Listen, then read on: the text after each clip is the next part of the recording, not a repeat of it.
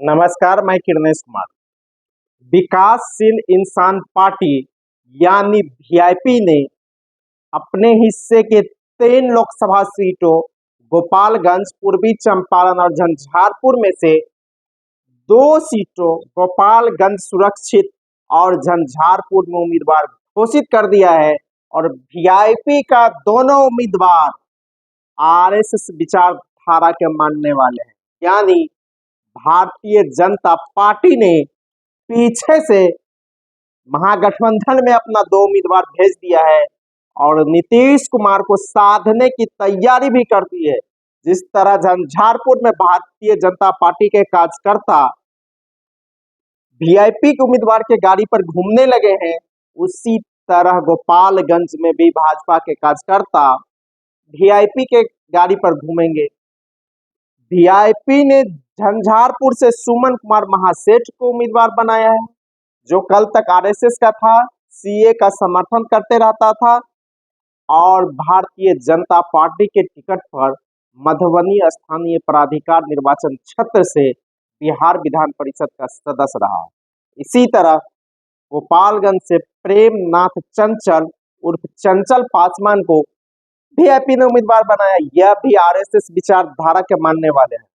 तो साफ हो गया है कि वीआईपी ने 2 सीटों पर आरएसएस विचारधारा के मानने वाले लोगों को टिकट दिया है। वही आरएसएस जो भारतीय संविधान को बदलना चाहता है, लेफ्ट पार्टियां हो, राजद हो, सभी इस आरएसएस के खिलाफ लड़ता रहा हो, लेकिन महागठबंधन में शामिल एक पार्टी अपने 2 उम्मीदवार आरएसएस विचारधारा वाले को देता है। इससे साफ संकेत है कि भारतीय जनता पार्टी ने मुकेश सहनी को महागठबंधन में अपने उम्मीदवारों को जिताने के लिए भेजा है। जिस तरह बिहार विधानसभा में 3 विधायक स्वर्णा सिंह, मिश्री लाल यादव और राजू सिंह भारतीय जनता पार्टी से थे और वीआईपी के टिकट पर चुनाव लड़े और 2020 में जीते, फिर ये लोग भारतीय जनता पार्टी में चले गए। इसी तरह चंचल पासवान हो, सुमन महासेठ हो, ये लोग जीतेंगे वीआईपी से, तो भाजपा के साथ इन लोगों का जाना तय है। जिस तरह भारतीय जनता पार्टी के लोग इसके समर्थन में लिखने लगे हैं, बोलने लगे हैं, सीए का समर्थन, यही मार्च जिस दिन लागू किया गया था सीए, उस दिन सुमन महासेठ खुलेआम अपने सोशल मीडिया प्लेटफॉर्म फेसबुक पर लिखा, मोदी है तो मुमकिन है, और वही अब महागठबंधन से उम्मीदवार हो गए।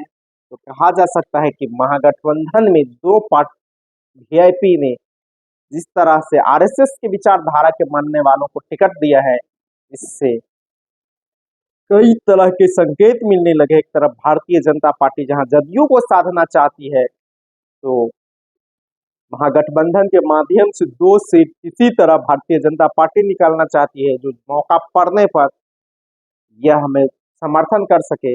भाजपा ने 400 पार का नारा दिया है, लेकिन वह 214 से नीचे सिमटती हुई दिख रही है। यही कारण है कि भारतीय जनता पार्टी ने मुकेश सहनी को अपने पाले में नहीं लिया, महागठबंधन में भेज दिया, और महागठबंधन में राजद ने 3 सीटें दी है वीआईपी को। 3 में से 2 सीटों पर उन्होंने आरएसएस विचारधारा वाले को उतार दिया है।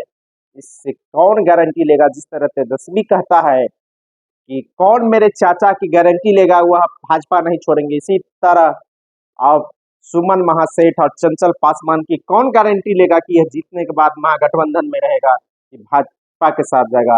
इतना तय है कि वीआईपी ने 2 उम्मीदवार आरएसएस विचारधारा वाले को दे दिया है। इससे बिहार की लड़ाई में कहीं न कहीं इन दोनों सीटों पर ढीलापन दिखेगा। महागठबंधन के लिए एक तरह से कमजोर उम्मीदवार है। भारतीय जनता पार्टी इन दोनों को जिताने की पुरजोर कोशिश करेगी और यहाँ फिर जीत के बाद अपने पाले में बदलने लाने की कोशिश करेगी। धन्यवाद।